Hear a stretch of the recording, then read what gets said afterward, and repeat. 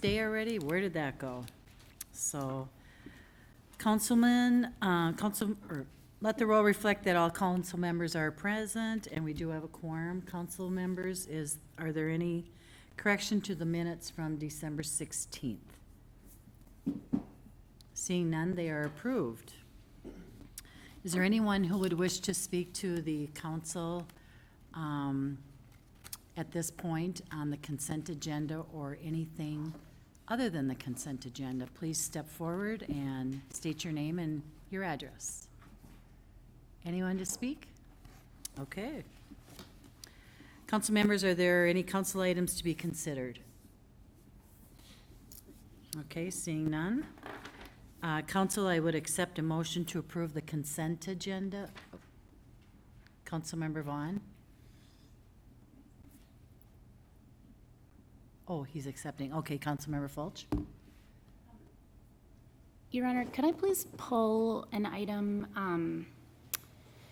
It was for, I'm sorry, I didn't have it in front of me. It was for, to authorize one of the, oh shoot, oh, there it is, number 11. Thank you. Yeah, an appointment, yep. Thanks. Okay, you'd like to pull number 11? Yeah, yep, thank you. Okay. And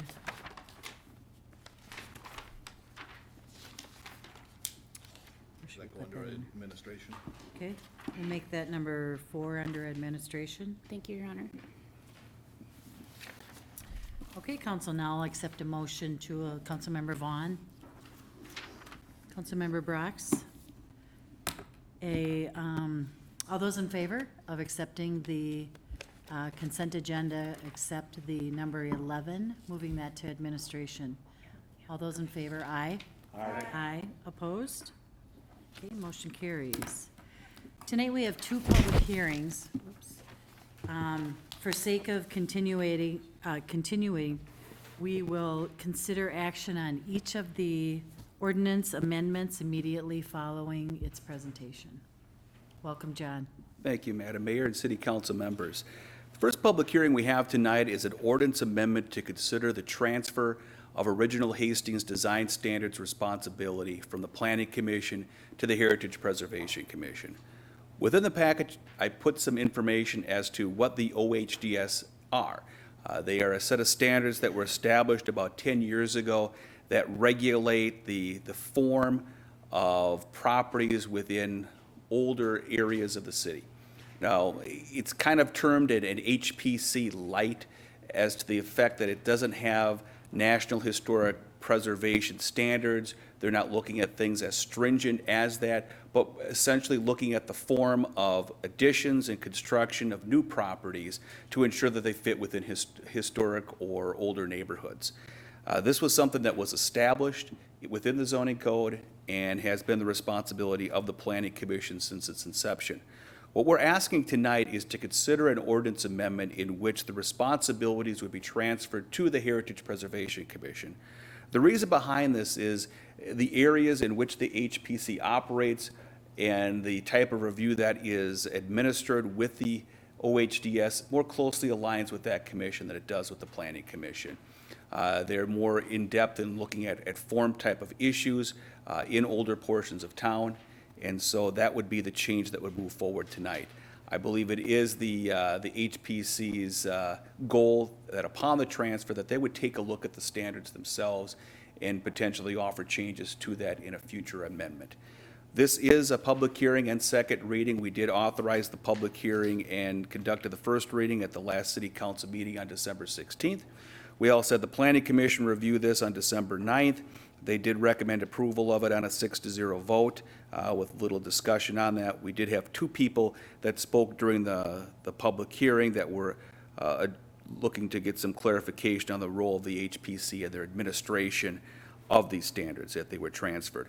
We also had the Planning Committee of City Council, Chair Vaughn and members Balsonic and Liefeld review this on November 4th, and were generally supportive as well. So the action for you tonight is to conduct the public hearing and also consider second reading and adoption of the ordinance. The ordinance adoption itself would require a simple majority of council. So I could stand for any questions, or you can open the public hearing at this time. Thank you. Hearing will open. Council discussion? Oh, community discussion?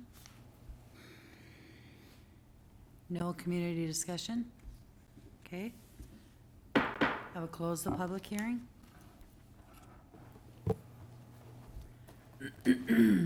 Council discussion, any discussion at this time?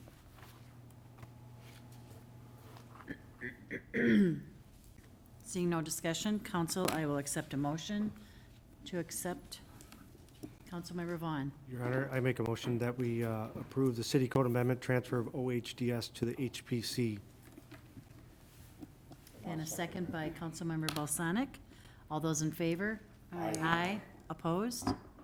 Motion carries. Next is the public hearing for the potential apartments in historical construction. Community developer John Hinsman, thank you and welcome again. Thank you, Madam Mayor. The next public hearing and ordinance consideration tonight deals with density in what we are terming apartments in the R2 district. What that means in English here is that within the historic portions of Hastings, the older portions, essentially the single and two-family area between Pine Street, the railroad tracks, the river down to 10th Street, these areas of town, we have the possibility of having additional apartment units beyond what is allowed within zoning presently. These would be based upon larger buildings themselves. There's a recognition that we do have some larger structures within the older areas of town, and that the current zoning within them only allows up to 2 units within them. This puts a strain on those properties in which the maintenance and the saleability of those properties over time is diminished because there's only a certain amount of value that one can get out of them. And so this has led to those type of buildings being looked at for other types of uses that may not be as suitable for the neighborhood themselves. And we've heard complaints upon that certain types of living quarters where you have a lot of people within there in a boarding house or facility as such may not be acceptable. And so we took a look at what we could potentially do in this situation. What we came up with was to propose an ordinance amendment in which there could be additional residential density for historic homes within the R2 district. Let me go to this slide first. This is kind of the meat and potatoes of the ordinance. The facility itself would need to be part of a formally designated state, local, or national historic structure. So it needs to have that historic designation. The units would need to be inside the structure itself. The number of units may be dependent on the number of parking. So you need to make sure that you park the number of spaces on the property itself. The property would need to have, the building itself would need to have 4,000 square feet or larger, and the lots would need to have at least 9,000 square feet. These applications are reviewed by the Heritage Preservation as well as the Planning Commission, and the number of dwelling units would be determined as follows. You could have 1 additional dwelling unit per 1,000 square feet of finished structure size. So right now under the district, if you had a 4,000 square foot structure, you'd have 2 units. You could have an additional couple units on top of that with this proposal. And so this is something that we're bringing forward for your consideration to hopefully allow for some additional uses within these larger historic structures. Now, there's not a lot of these within town right now, but there are a few of them. And within the presentation here, just a couple examples of homes that would meet these requirements today. 401 Ramsey, 612 Vermillion, 111 West 3rd Street, 220 West 3rd Street, this one on Vermillion, and this one on Sibley. So these are just examples of buildings that could be eligible for this. This will be done as a special use permit if this is adopted, which means that the Planning Commission as well as the Heritage Preservation Commission would hold a public hearing to consider the change. So there would be a notification up to 350 feet for neighboring property owners, consideration of that at the Planning Commission level, and then ultimately brought forward to the City Council for consideration on this. And so we have, the ordinance itself is comprised of a couple of different things. Number one, What we're showing here is the adding by special use permit of this historic building residential use density.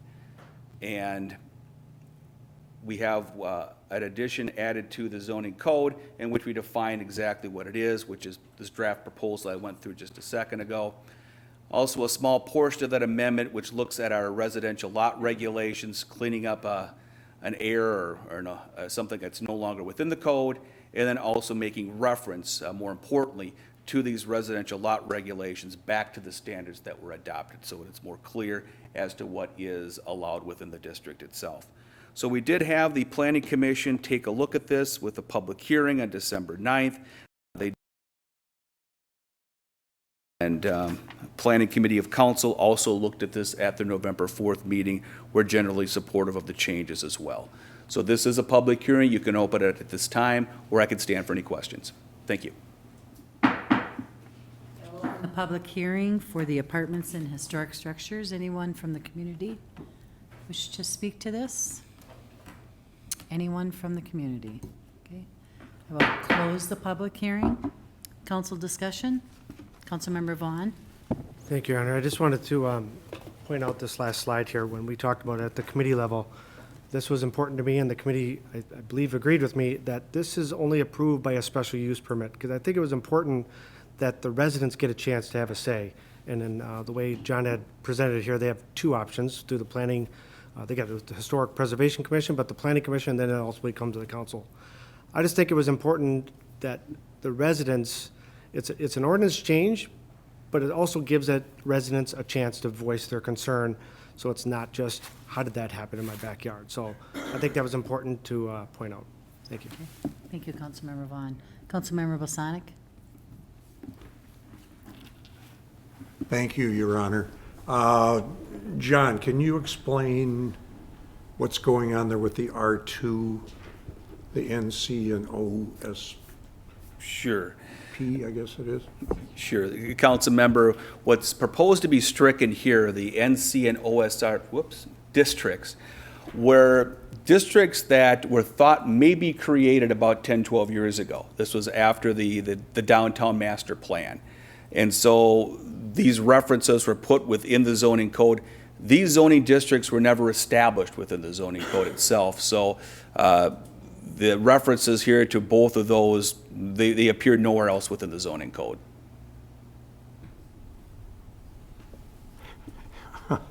I'm not following, I'm sorry. I'm looking at the perimeter, Pine, Highway 55, 10th Street, the railroad tracks and the river. It was my understanding that there are structures within that boundary that are R2. So you're saying they are no longer going to be allowed as R2 then? No, council member, the R2 district would remain as is. Those standards would not change, but for homes that are more than 4,000 square feet within that district, and if they're on a lot that's at least 9,000 square feet, they can have the opportunity to apply for a special use permit and be considered to have more residential units than they normally would have. So a house, I'll get back to houses at less than 4,000. So you have a house at 2,800 square feet and the property owner wants to put in an apartment, like an efficiency apartment, that is allowable then, still under these, if we were to approve this. Sure. Yeah, council member, there would be no change to the existing requirements. The existing requirements are under R2 state that you can have either a single-family house or two-family structure. There's certain requirements. If you're going to have a two-family structure, the properties need to be a little bit larger, I think 9,700 square feet and 66 feet of lot width. So if it meets those requirements at present, you can have 2 units on a property. That would be unchanged with this. What this ordinance amendment does is if you have a historic building of at least 4,000 square feet of building size on a property that's at least 9,000 square feet in lot size, you can apply to have further residential units beyond the two. Okay. How does this address a property that, say, would be less than 4,000, but wanted to add on to get themselves up to 4,000? Sure. What happens there? Yeah, that's a good question, council member. The way that the ordinance is written, it would need to have 4,000 square feet within it. As it's written right now, I don't necessarily think it would preclude a historic structure from adding on more to get over that mark. However, any addition to a historic structure would require the review of the Heritage Preservation Commission, and it would need to be seen as something that would be compatible with the historic nature of the building. So it would seem unlikely that the HPC would approve of such a thing, because those types of, unless it was originally a much larger structure, they would likely look at that as being not compatible with the historic nature of the building. Because this is a problem that I run into as a council member with people living in historic structures, and they want to do something and they feel as though they're being handcuffed. They can't go through and do what they want, even if it is architecturally compatible with the structure in question on that. Are we okay on that issue? As far as the ordinance amendment before us tonight, I don't think that would have any bearing on the HPC's operation as far as their review of structures. I mean, as part of the ordinance amendment here, if a application for special use permit comes forward for additional housing units, HPC would review that. But that would be the only change that this would have to the HPC. And then HPC would review an applicant if they had a historic structure less than 4,000 and wanted to add on to it then? They would, and that would be done without any consideration of this. That's being done presently. Okay. I just want to be sure on this, because I'm going to catch some flack from some people on this in terms of them saying that they're handcuffed on this. I mean, this whole historic thing, which I love, conceptually, I agree with the heritage preservation concept. But you get a property owner who has a wood staircase and he wants to replace it with a brick staircase, and it's denied because it's not compatible with the architecture. What that property owner had to do was find another property, another house in this case, of the same period that had a brick set of steps going up, and then it would be approved, which the owner was able to find, actually just 2 blocks down the street from where they resided. So I don't mean to sound like I'm nitpicking, but I just want to be sure that we're very clear on what these boundaries are then, in terms of what can or can't be done. Councilmember Vaughn, you're nodding your head, and so I don't know if there's anything you want to add. Did the committee talk about any of this at all? Nope. Okay. That's a good answer, I suppose. Yeah. All right. Okay. I think I'm satisfied with that then. Thank you, John. Councilmember Lund? Thank you, Your Honor. Question on 15507JH1, I think is what it is, right? So we've got the square footage at 1,000 specified. Right. I'm not familiar with our minimums on apartment complex or apartment unit sizes in general. 1,000 seems large, I think. what's the reason for that? And why, you know, why wouldn't we just keep it at whatever the minimum is for dwellings in general? Sure. Councilmember will offer some clarification to that. The 1,000 square feet doesn't correspond to how big the apartment needs to be. The apartment could be 300, it could be 4,000. What this says is that within a house itself, if it's 4,000 square feet, you divide it by 1,000, you can have 4 units, and you can have those units be as big or small as you want.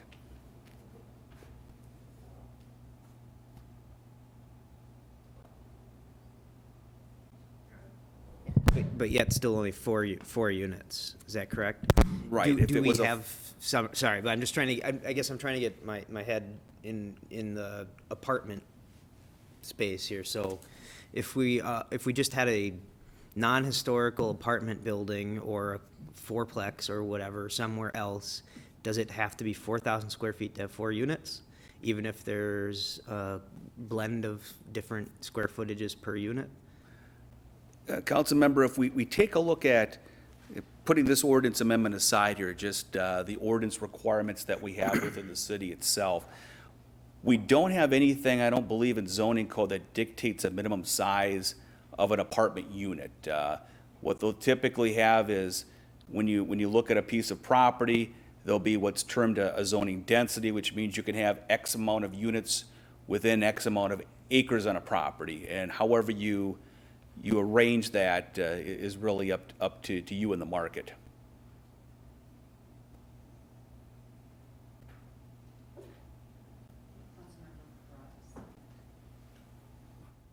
Thank you, John. I just have a question about the impetus for the change. So you've described the change that's requested very well, but my question is, was there a specific concern or a person or a situation that gave rise to this change? Or are we doing it proactively because we see empty historic properties that are not being filled? Sure. Council member, I think a little bit from column A and a little bit from column B on that one. We've seen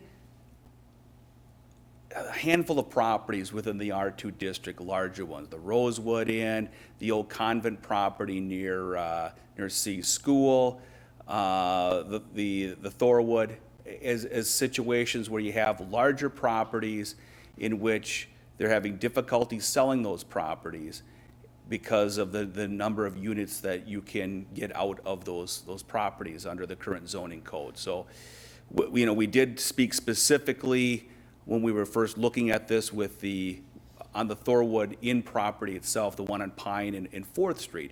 And this was with an owner, or not an owner, but a potential purchaser of that property who was looking at that. And that kind of triggered us to review what we could do within the zoning code, do some research on it, found out that other cities similar to us that had larger historic homes and neighborhoods like Stillwater and Minneapolis had other mechanisms in which you could have additional housing density within larger historic buildings.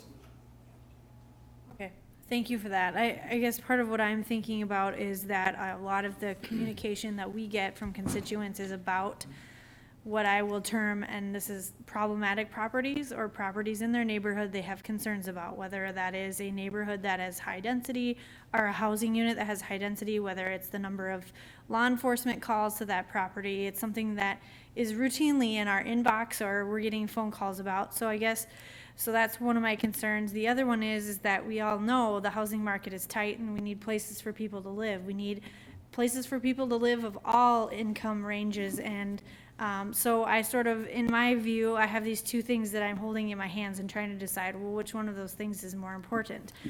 So I guess for me, the fact is that we do need housing in Hastings and we need available units of housing. So this does give some property owners the ability to use their property in a way that it can be used. So I see that as a good thing. So I appreciate the work that's been done on this by you and also the planning committee, and that we have an opportunity to open up some more potentially units of housing for people that may not have them otherwise in Hastings. Yeah, thank you, Councilmember. Let's put a special thanks out to Justin Fortney for putting this together. It was his impetus and thinking, hey, this is something that we should consider that really led to this. Councilmember Liefeld. Thank you, Your Honor. John, I may be asking a question that you won't know the answer to, so I Okay. apologize. As an example, let's say the Siebenthaler house. Do you have any idea how many square feet that property is, that home? I mean, like as a ballpark?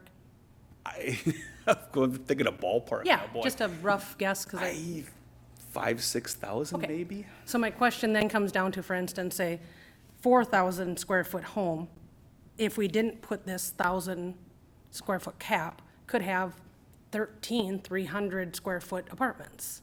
Well, in a neighborhood, that could be problematic. Yeah. Parking, people in and out, just overall. Parking at a, I'm sorry. Right, so we'd have an issue there. So from what I'm seeing and agreeing with Councilmember Barax is this kind of does two things. Is one, it really helps out these homeowners, these people who are holding these properties. They purchase them for a reason. They're beautiful historic properties. And we all know, everyone on council, it's not easy to own a historic property. It's time consuming, it's costly. There's a lot of paperwork, we understand, and want to thank those people who take on that very big old home. And then at the same time, saying, boy, we really need to find some homes here, some places for people to live. So I'm loving what you guys have come up with. I think we're meeting both the neighborhoods as well as the property owners. I think we're kind of meeting everyone in the middle and saying, yeah, we agree there needs to be restrictions. We're not saying, you can, open up a business, open up different things in this housing unit. But I really like what you have put together here, the 1,000 square foot. So on an average 4,000 square foot home, they can do 4 units. Correct. Every 1,000 additional square feet they have beyond that, they can add 1 unit. It doesn't need to be 1,000 square feet of a unit, but that's how we're going to address how big the property can be. Correct. So 6,000 square foot unit could own 6. Excellent. Thanks, John, I appreciate it. And that was an excellent guess, and that just got me in the ballpark. Okay. Thank you. Good. Councilmember Fulch. Thank you, Your Honor. No, that's okay. It was a wonderful discussion, and Councilmember Brox had said a lot of the things that were on my mind. You just beat me to the punch. No, that's good. We think a lot alike oftentimes. And so, and I just wanted to agree. Thank you for bringing this forward. In Ward 1, we do have a number of really large historic homes. And, unfortunately, to maintain those structures is very costly. And to be able to generate some, cash revenue in those homes as apartment units that can be rented, not only does that help then, put money into those homesteads so that they can be maintained. And also, as Councilmember Rock said, it helps provide, more affordable housing, for individuals within our city. And I think that is sorely needed. And so thank you. Thank you. Great. Councilmember Balsanic. Thank you, Your Honor. Yes, a lot of these historic structures were actually hospitals. If you go back in the day, every doctor in town had their own hospital. That's the Van Dyke Mansion was a hospital. Thorwood was a hospital. Rosewood was a hospital. And I'm assuming at some point the zoning was changed when they were no longer considered hospitals per se. But walk us through a hypothetical situation. Let's say there's somebody that's got a building, a property with 4,000 square feet, and the square footage of the lot that falls into this. What does the applicant have to do here now? And how does it get into a committee or the planning commission and then eventually the city council? What happens here? Sure. Council member, they would need to make application for a special use permit. So that would be something that is part of the zoning code reviewed by the planning commission. So as part of the planning commission's review, there is a requirement that a public hearing be held. And so everyone within 350 feet of the property itself would be notified of the planning commission public hearing. Prior to the planning commission public hearing, and certainly prior to any city council consideration, the Heritage Preservation Commission would also review this item. So we'd have 2 commissions looking at it. And Is there there's no hearing at the at HPC? I don't think that there would be one. I think the special use permit trigger for the hearing is something that's a planning commission responsibility. So they would hold a public hearing at planning commission. We'd have the recommendation from planning commission, Heritage Preservation Commission come to the city council, and then ultimately a final decision on that. And there's a hearing at the city council as well? No, there would not be. Is there, do we need a supermajority for something like this to pass? Good question. Yes, we would. It is a special use permit, so we would need 6 of 7 city council votes in order to approve this, correct? And since there would be no public hearing, no one could officially stand up and speak if they lived within 350 feet of this, of this property? At the time of the planning commission would be the designated public hearing.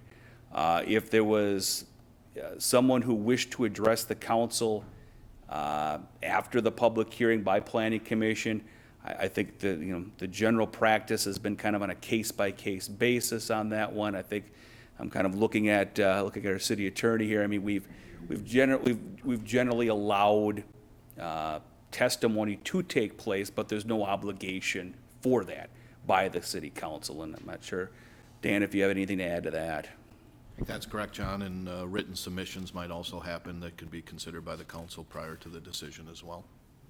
But yeah, I think there's been a practice that if there's a group of concerned citizens here, that the council will listen to them, but it is not a public hearing at that stage.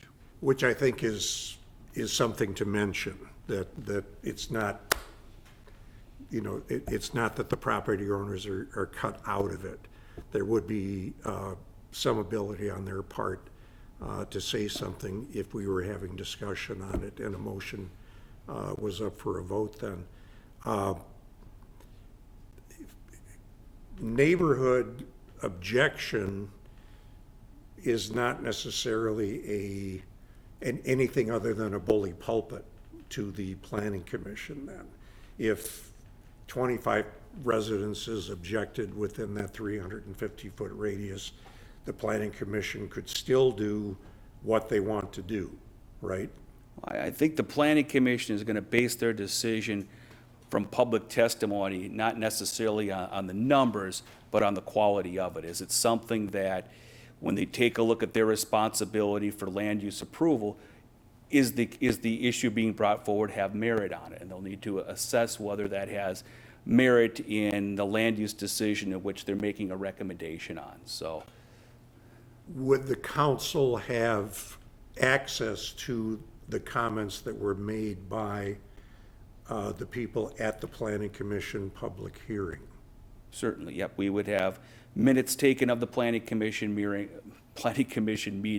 and those minutes could be made available to the council, correct? Okay. I think it's important to go through this hypothetical because we've had situations like this before where there's been objection and there have been people saying, where did this all come from? I didn't know about it, et cetera, et cetera. We have a plan in place then for this, and it's a case of being aware of what is out there, when the time comes. Get a letter from the city, you better open it up, is the bottom line. It may be more than the water bill. Okay, thank you, John, I appreciate it. Thank you, Council, any Your other Honor. discussion? Okay, so then I would need to, or I would accept a motion to approve the ordinance allowing an increased number of dwelling units in historic properties in the R2 district by special use permit. Yes? Okay, Councilmember Balsonic, Councilmember Fulch. All those in favor? Aye. Opposed? Motion prevails. Thank you. Thanks, John.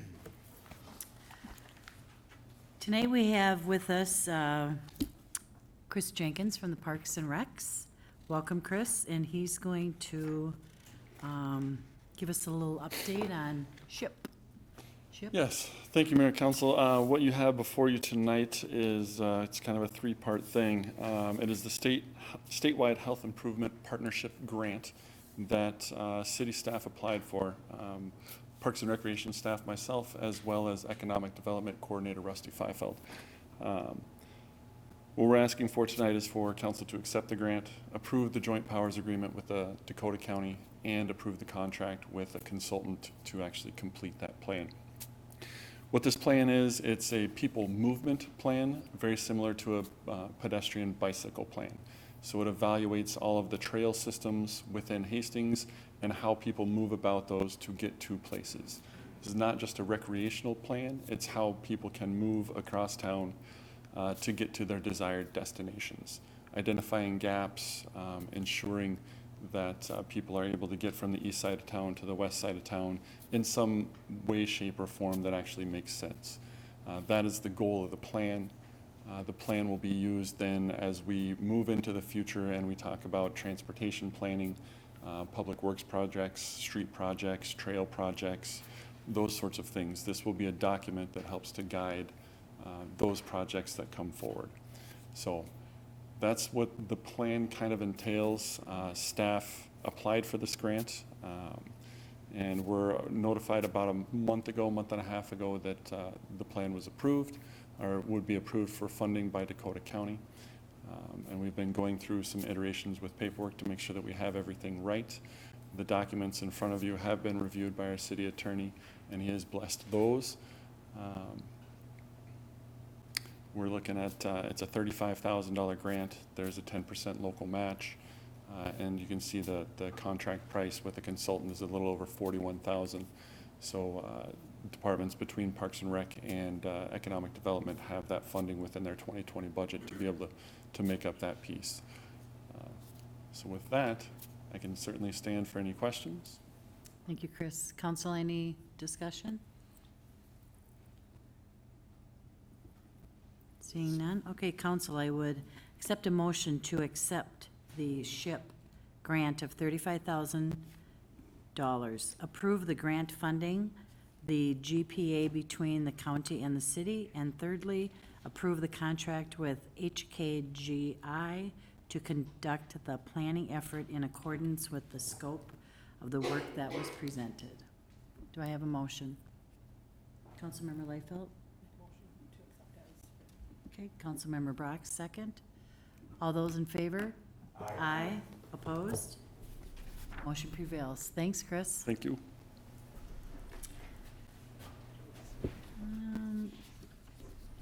Administrative Services Director Julie Flatten. Thank you, Mayor and council members. Tonight, I'm going to provide a brief introduction to the topic of adding electric vehicles to the city's fleet by sharing the results of a program the city participated in during 2018. In 2018, the city of Hastings, along with several other metro communities, took advantage of a program offered by Xcel Energy. The city worked with a company called Fleet Carma to look at the potential cost savings if vehicles in the city's fleet were switched over to electric vehicles. So to gather the needed data, telemetric tracking devices were added to 20 vehicles across our fleet, some light-duty trucks, sedans, and SUVs. So over the course of 6 months, these devices track data on daily miles driven, fuel economy, engine hours, idling time, and average miles per hour. So at the end, the study proposed that switching 4 vehicles to electric power could have a positive financial and environmental impact. So the total cost of ownership savings over 10 years may be over $32,000, and we could reduce emissions by 18% and fuel usage by over 1,200 gallons. So none of these vehicles were in the budget for 2020, but they will be in future budgets. So I can stand for any questions, or I would defer to Councilmember Fulch for more information on the topic. Council, any discussion? Councilmember Fulch? Thank you, Your Honor. I had asked Ms. Flatten to provide some highlights. There is a really good PowerPoint that goes along with some of the highlights that Julie had just mentioned in regards to the fleet study where the 4 vehicles had been identified.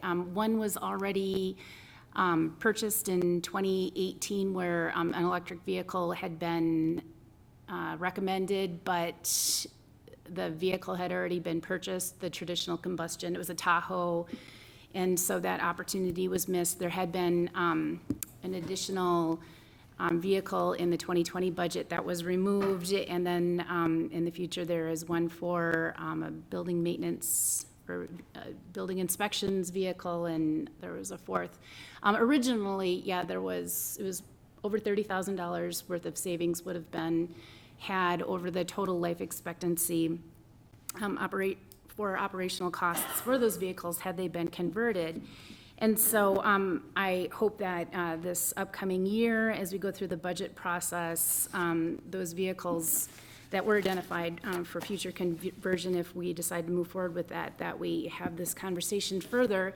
And one of the points that I'd really, I want council feedback on. So this is a council issue about when the opportunity presents itself for us to convert from a traditional combustion engine to an electric vehicle. So where everything is either equal or we have the opportunity to save money, that the council supports that the city actually purchase the electric vehicle. You know, what it's predicted is that by 2040, we will have half of the fleet within the light duty fleet within our state will actually be electric, and it is actually a huge goal, you know, to help bring down carbon emissions as we begin to convert our vehicles, you know, to renewable energy. And so it's not only an opportunity for us to start making a statement about wanting to have clean energy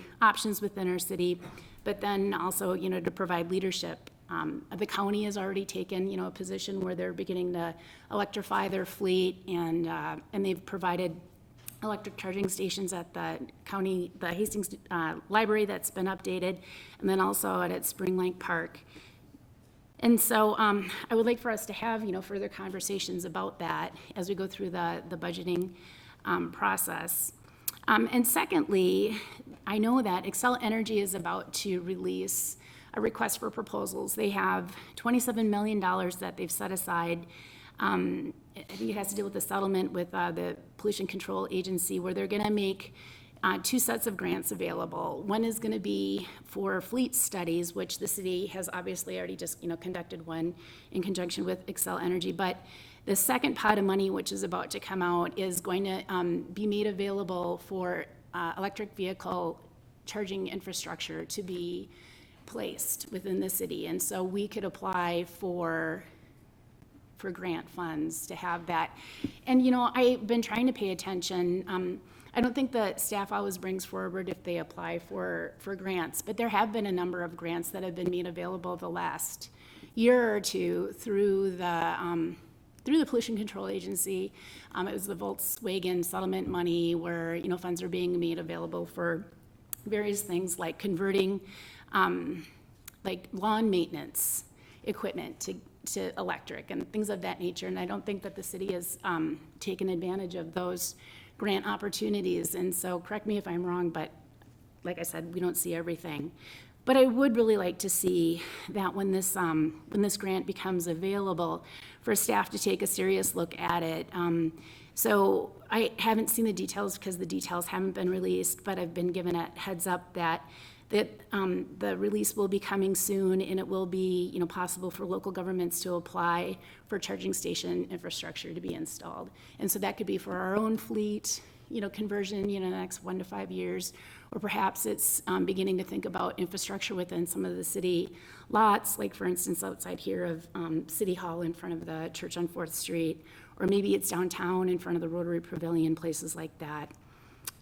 And so I would just, so I'm not sure if that has to go to committee or not, but I just think that the council should start to have, you know, policy discussions about steering staff within those directions to be looking for opportunities where we can either save money or we can utilize and leverage grants to move forward some of these initiatives. And then the last piece I wanted to bring up was that there is, through the Great Plains Institute, there is a document that's made available now. It's the Summary of Best Practices and Electric Vehicle Ordinances. And so, John, I'm looking at you, just to make you aware that this is available. And so what it does is it provides zoning standards for developing regulations. And so, for instance, it provides electric vehicle supply equipment standards, electric vehicle parking space design and location, required EV parking capacity and minimum parking requirements. And so there's a number of things that the Planning Commission could be looking at for how to begin to plan ahead for EV infrastructure moving forward. You know, it's a lot cheaper to ready, for instance, a parking lot as it's being built for eventual infrastructure for electric vehicles. It's cheaper to do it on the upfront than to have to go and retrofit it later, as a for instance. And so I would ask that you, I can forward this to you, but just to take a look at it and see if there's opportunities where perhaps the Planning Commission would be interested in looking at some of these issues as you have zoning regulations. And so that's what I wanted to bring up with those issues. Councilmember Balsonic. Thank you, Your Honor. I just want to commend the city staff for their efforts in reducing the city's, the business of the city's carbon footprint. We have cut way back, I know, on paper. We are in the process of still replacing street lights and so forth. And there are a number of things that we've done per building that have been quite commendable in terms of energy efficiency. So I think you're doing a very nice job and really appreciate all that you are doing. In terms of the grand picture, article in the paper yesterday, well, I guess yesterday was Sunday, wasn't it? I think we were all in heaven with the Vikings win, but it was, River Falls is now 100% carbon-free. I don't know if you saw that article or not. That's a very worthy goal for us to try and reach as time goes on. And I think it is certainly doable. Got something in the mail today from CenterPoint for private residences. You sign up for so much a month, and if you've got a furnace that's not repairable, they'll replace it for you, free. You don't have to pay for it. That's not an advertisement, but this is what is happening out there. This is what is going on, and it's starting to snowball, and I think it's quite nice to see. So again, thank you, staff, for everything that you're doing, and it's very much appreciated by me especially. Thank you, Your Honor. Thank you. Councilmember Vaughn. Thank you, Your Honor. Councilmember Fulch, I agree with your passion here. I actually kind of like the concept of going towards this, but in defense of staff, they're looking for direction from us as a whole about what is our energy and our energy policy. And I think it's fair to them. I agree, hey, Planning Commission, take a look at it, but also I don't want to confuse staff saying, well, which project should I be working on? I really think this does need a discussion, and it probably needs a council workshop discussion, not just a committee. It's going to be, I think it should be very controlled by Your Honor, just to kind of walk down the line of what, because we need to get everybody's input, because ultimately it will cost us money. It will going to put some pressure on the Finance Committee. We could say savings today, but what's those other operation costs? What are the replacement costs? I'm fine with that. I think it's good, but I think we need a public policy, how we think we should direct staff to go whenever we see opportunities. And I think what Councilor Balsonic just said is, thank you, staff, for when you see an opportunity, you're doing it. But then I think they need a little more direction, saying, please don't forget this one, or if we see it, let's just forward it to the group. But I think it's a council discussion at a workshop, but it has to be very structured through. Okay. Thank you. Thank you. I think Dan will put that on a workshop agenda. Any other discussion? Councilmember Leifeld? Yeah, thanks, Your Honor. All good points by everyone, and Councilmember Fulch, thanks for keeping this in front of us. And I was just kind of going through our webpage and came to our core values with respect for our resources, which I think is something we can look at globally, and what does that mean to us? And as we move forward with vehicle and equipment replacements, I do feel that it's important that we think long-term. Agree with Councilmember Vaughn when we were saying, but this will cost more money today. But what will it save us in the long term? And, I mean, it was something we're looking at, you know, when we talked about even chlorinating our water. We had to look at it from the big picture. If we save money today, is it gonna cost us more money in 5 years or 10 years? What are we doing long-term? So I think it's important that, one, we're looking at ways to save the city money, but I think it's important that we do define an energy policy. I think as a community, that's something that we should start looking at. I think even since we've taken office, since I've taken office in the last 3 years, things have changed. There's been a lot of changes made in regards to what we know about our environment, and I'm really excited to know that we've got so many committed members of staff and members of council who are committed to this, and I just want to thank you, Councilmember Fulch, for constantly, you know, carrying the torch on this, and sometimes we do need to be spoon-fed. You know, we need to be reminded over and over again of what's out there and what, you know, what the realities are. So I would absolutely love to clear my schedule to make a discussion out of this and see where we can, you know, further our commitment. I think Councilmember Vaughn referred to that and talking, what is our commitment? And then let's figure out how to move that forward. So I just want to say thank you. Councilmember Brox? I just have a question for Julie. Are typically our city vehicles leased or purchased, or is it a combination of both? The majority of them are purchased. We just started leasing a few years ago, undercover cars in the police department and the code inspector's vehicle and one in parks. So a very small number. There's less than 6. Okay. And the reason I ask that is just, I really like what I'm reading in this memo. It says that we tracked and we have data to show us that how certain vehicles are being used. This could save us mileage, fuel efficiency, and idling time. I want to be on board with policies that have data to support them, and I don't want to make a policy that says we should just replace all city vehicles with electric vehicles. I want to know that the vehicles we're replacing, we're doing it with a data-driven approach. So I will say that will be my approach when we talk about it at a council workshop. Is I'm in favor of it. We still need to make sure that it makes sense with our finances and that there's data to support the change, because that's what I'm interested in when I'm looking at these kinds of programs. Thank you. All right, good discussion. Thank you. Number 2 under administration, I will let Council Flegel speak to this. Thank you, Mayor and Council. On August 19th of last year, the City Council, sitting as the Board of Adjustment, voted to uphold the decision of John Hinsman as the administrative official that the motor coach facility that was being proposed by Summit Management was not a permitted use in the C2 zoning district. The motion that was made at that meeting was to uphold the administrative decision on the zoning of this property by John Hinsman, supported by the findings of fact consistent with the discussion of the council. That motion came after, as you may recall, about an hour of pretty robust discussion where the council, staff, and the representatives of Summit were given an opportunity to speak. That was obviously recorded for both audio and video. Staff had prepared a proposed resolution of that denial prior to the meeting, but with the meeting being pretty extensive that night, we finalized the resolution after the meeting. I think that was clearly contemplated by the motion that was brought that night. The final written resolution was then forwarded to the mayor and city clerk for review and approval, and then was sent on and served to Summit Management as the denial of the appeal.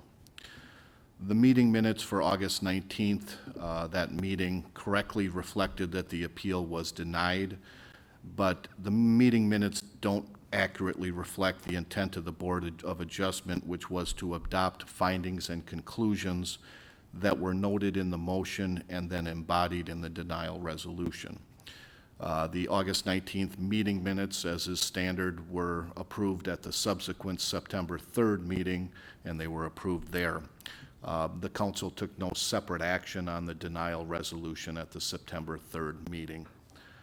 Summit, as you know, has sued the city, claiming that the motor coach facility use is a permitted use in the C2 zoning district based on the language in the zoning code. As a result, a court will be reviewing the decision that the city has made and including the basis of the denial, which is the resolution. We're recommending that the city council amend the minutes for the August 19th meeting to clarify that the action taken at that meeting was to affirm its decision based on the findings and conclusions contained in the written resolution. The resolution contained in your packet as an exhibit tonight is the exact same resolution that was signed by the mayor and clerk and served on Summit after that meeting took place. Nothing has been changed in the resolution itself, and I think that's important. Summit and their attorneys were given a notice of this proposed action tonight, and although this is not a public hearing, I would encourage the mayor to give them an opportunity to speak. I think you each should have received today an email from Attorney Jacob Steen with their objection to the council taking this action. Mr. Steen is here in the audience tonight, and I do understand that he'd like to address the council, and I would propose that that happen. I do think it is important that this action is intended only to correct the minutes and accurately reflect what the Board of Adjustment's decision was and what it was based on, the reasons in the denial. I think Summit clearly disagrees with the action, as their letter indicates, but it can certainly ask that those issues be addressed as part of the pending lawsuit. The proposed resolution that's before you tonight contains a clear record. It contains the original agenda from August 19th, the original current meeting minutes that are there from the meeting minutes, what we are proposing be adjusted, and then the amended meeting minutes from September 3rd. So nothing is being hidden or out there that has not been made a clear record of and can be subject to review. So based on all of that, we're asking that the council adopt the resolution that's before you tonight. We do suggest that Summit be given an opportunity to be heard. Because there is pending litigation here, I'm going to encourage the council to only discuss really this action, not the underlying issues about the lawsuit, as I think that would not be appropriate as part of this action. So I propose, Mayor, if you would like to give Mr. Steen an opportunity to address the council, and then I can stand for any questions that come from that. Sure. Mr. Steen, welcome.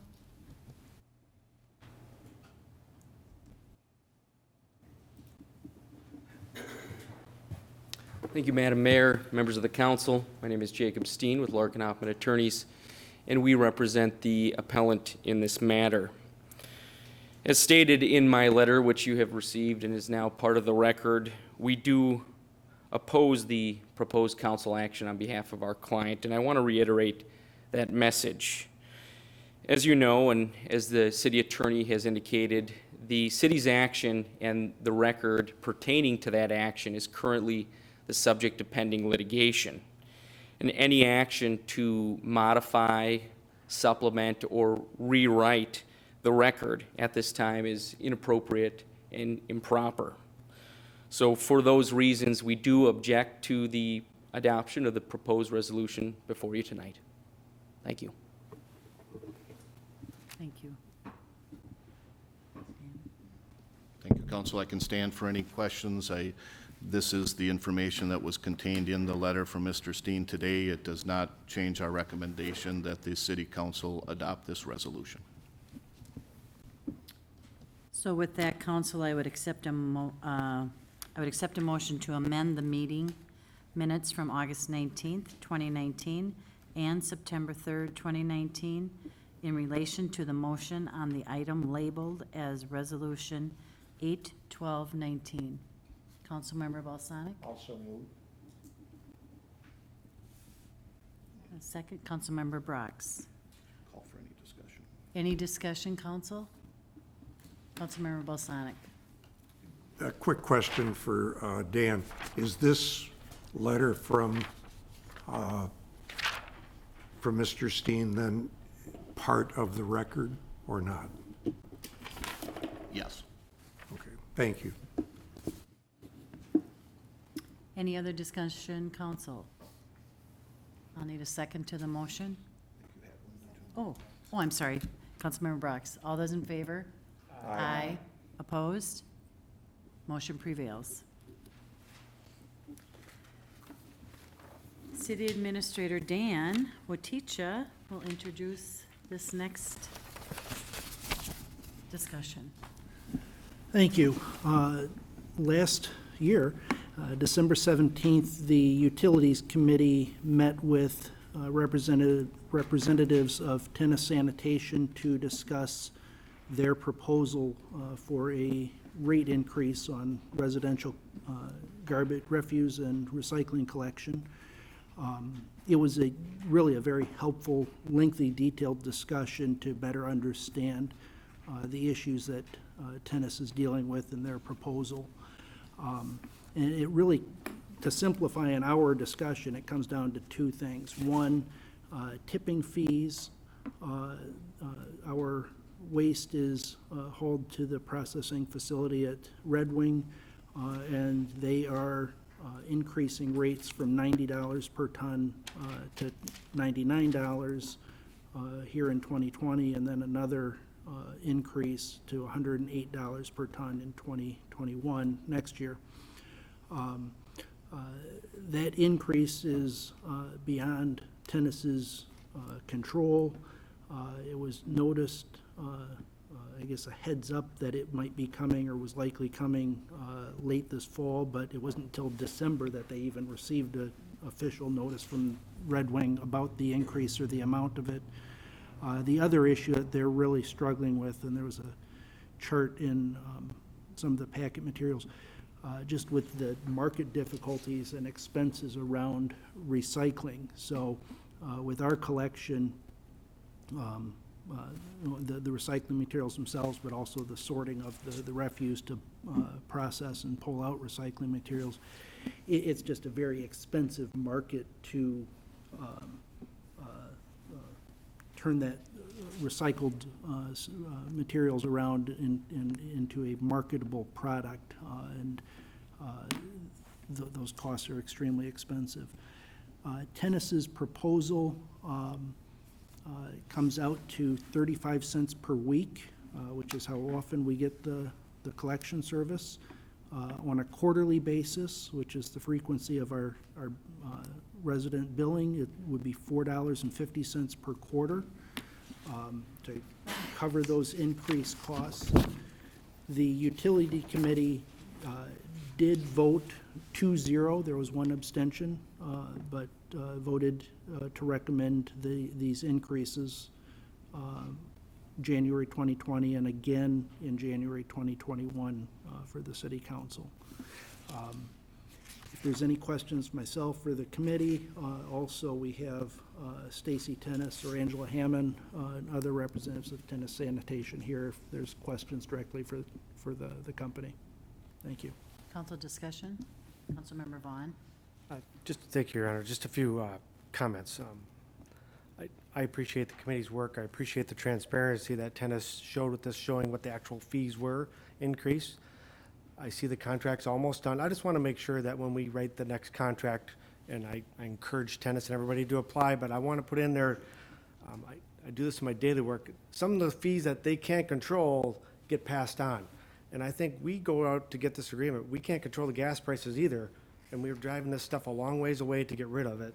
So how come I'm just worried about we're going to start seeing, oh, we approved this. Oh, well, you know what? Gas prices are up too, so I need to put some more back on the customer.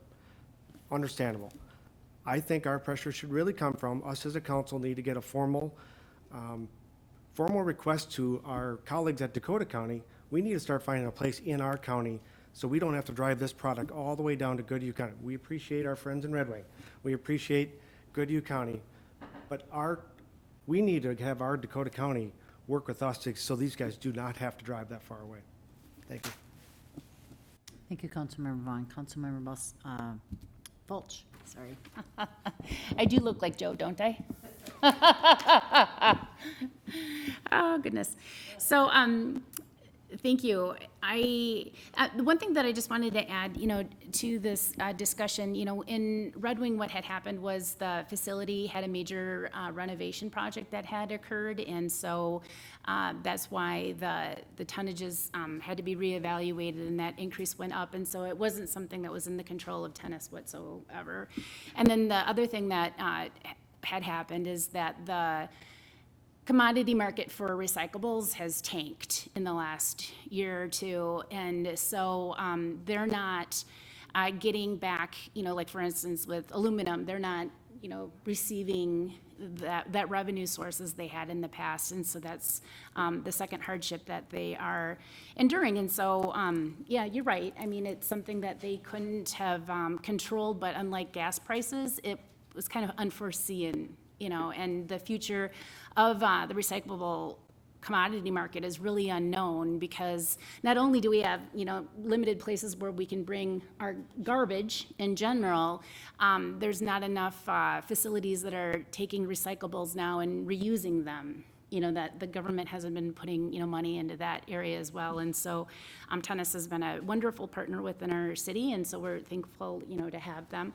The other thing that I wanted to bring up, and we had conversation about this within the utility committee meeting, so that was myself and council members Lund and Bill Sonic, was about how, our city is doing the right thing. We are following best practices where we have a single contract with Tennis that is awesome, because it cuts down on the number of garbage vehicles that we have going up and down our streets all the time. So that's not only way less annoying, but also it diminishes the wear and tear on our roads. So our city streets aren't getting ripped up by these heavy vehicles and such. And so it's a win in that respect. And that we're also doing the right thing, that we're following state statute. And we're making sure that our municipal trash is going to a facility so that the recyclables are taken out of the waste stream, and then they don't go into the landfills. So we're helping to abate, that risk that we're putting extra pollutants into the ground, and eventually we'll have to pay for. So something that we also had conversations about was approaching the county and trying to negotiate a credit with the county. There's only 2 cities in all of Dakota County that are following best practices, where we have a single hauler taking all of our municipal trash to a recycling facility, and that's Hastings and Farmington. Thank you. Oh my God, I almost said Lakeville. So it's Farmington. And so I think it makes a lot of sense. It's a long, complicated conversation, but we had agreement amongst the 3 of us and Dan there about moving forward and trying to negotiate with the county to get credits for our city. So basically the county would be helping to offset the additional costs that we are incurring for taking the time and making that monetary expenditure to bring our trash to one of these recycling facilities. So that's it, yep. Thank you. Councilmember Lund. Thank you, Your Honor. Councilmember Fulch touched on it, but can you hear me or not? Okay. I don't know. Okay, I'll just yell. But Councilmember Fulch touched on it, but the reality is that we are not just dumping in a huge pile, right? I mean, we are going an extra step that you're not seeing everybody do. You may remember this similar scenario a couple of years ago. We ran into a problem with not being able to be served by Newport, I believe, is that? So in South Washington County, but Newport specifically. We had been using that facility for some time because it met the requirements. But then that got purchased by the county, and then we were basically given 1 year of grace, and we had to find a new home. And that's why we're in Red Wing as it is. The costs went up then. Now we're in Red Wing, and that's not the exact same situation where we're still being welcome there. And but I guess my point is we're a little bit at the mercy of some of these facilities that are becoming at capacity. And if a facility is getting to capacity, I'm gonna imagine that the first one out is the one that's furthest away, or at least local, I guess is another way to look at it, right? So, Red Wing will come first in a Red Wing facility. So, yeah, the point that Councilmember Vaughn makes is valid. We need to, you said put pressure, but I think we have to have a conversation with the county to find a solution, whatever that might be. Councilmember Fulch brings up a concept of credits. I don't know if that's the solution or not, but it's a talking point. I'm not going to necessarily say I know what the solution is, but I know what the problem is.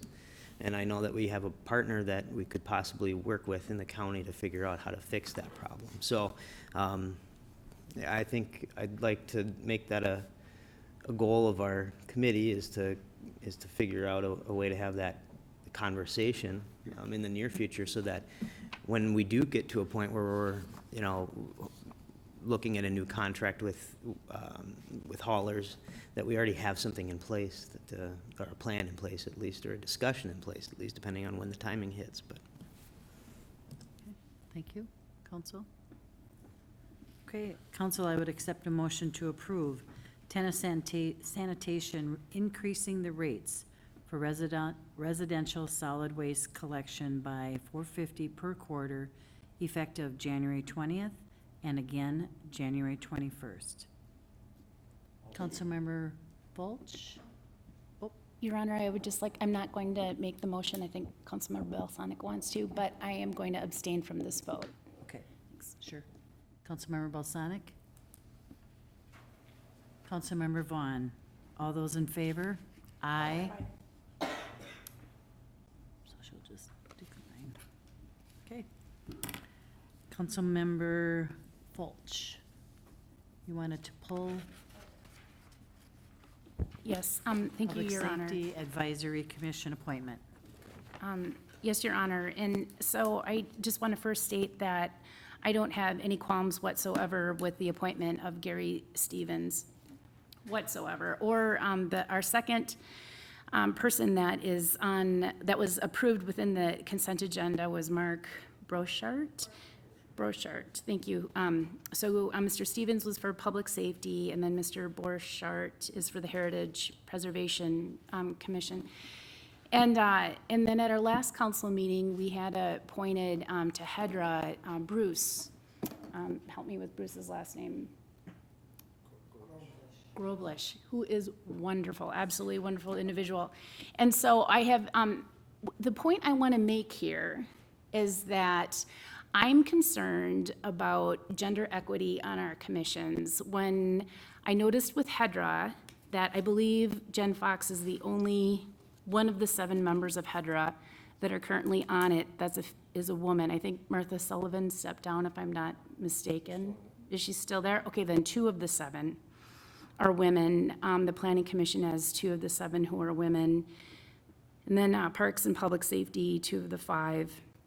And I didn't look at the other ones, but they're just, I'm concerned when we do have openings to make sure that we're having a concerted effort to reach out within the community to ensure that we're taking the time to make an extra effort to reach out to other members within the community so that we have more, gender and then also racial equity, balance on our commissions. And so when we get to the point where we start to have openings again, and I'm not sure what the term limits are and when things are going to start to flip, but I do know that I saw on our website that we were posting that we had commission openings, and so we see this in the notes, right? But to have more of a concerted effort, like where the administrative committee of the council, where we could come together and brainstorm, how do we do better outreach within our community to make sure that the word is getting out there?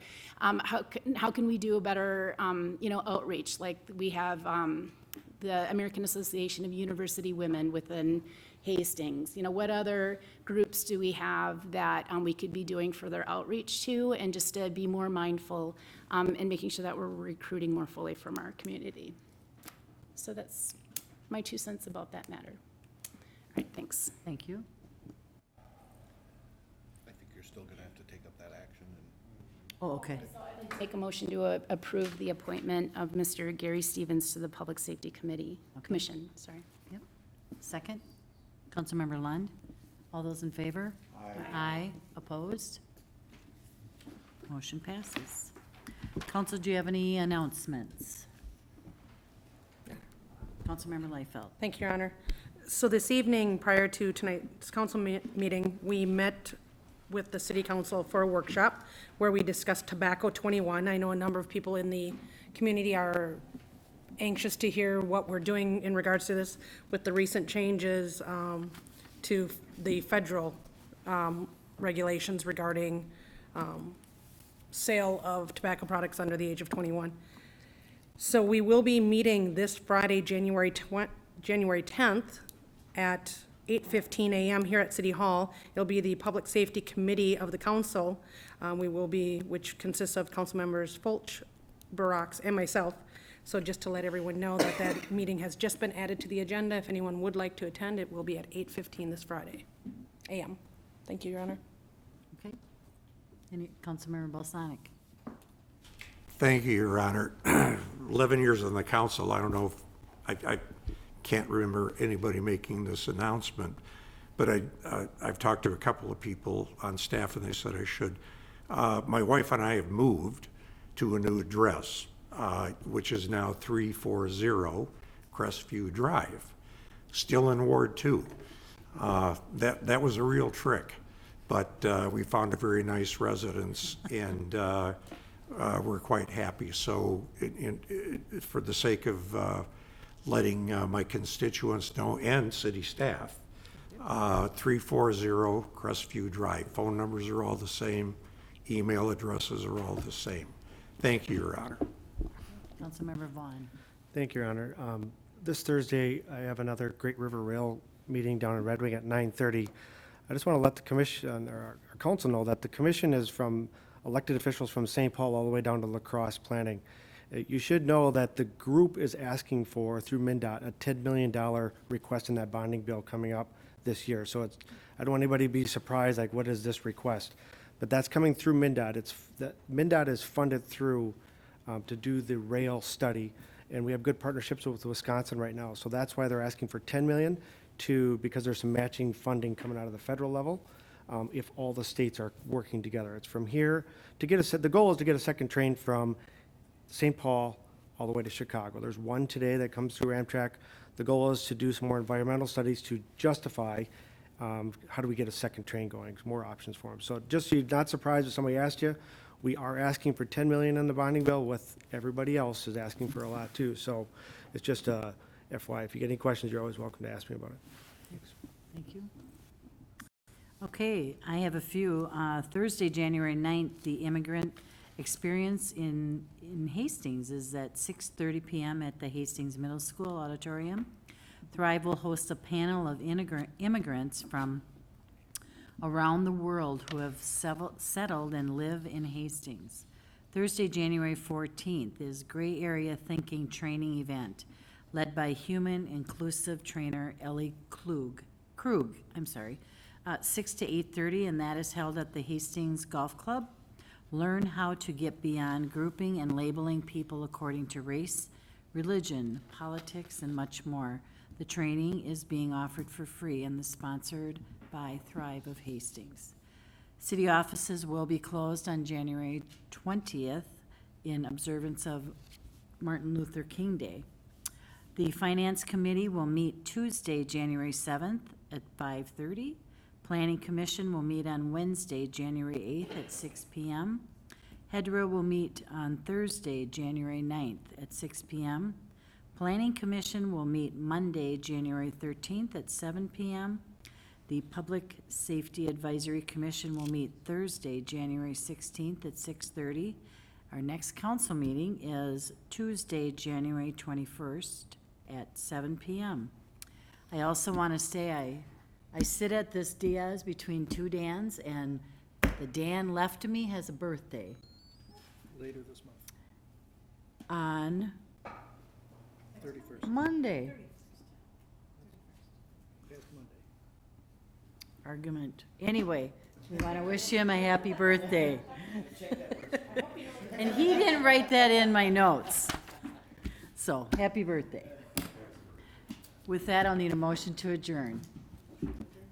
Councilmember Lightfield, Councilmember Brox, all those in favor? Aye. Opposed? Motion passes. We are adjourned.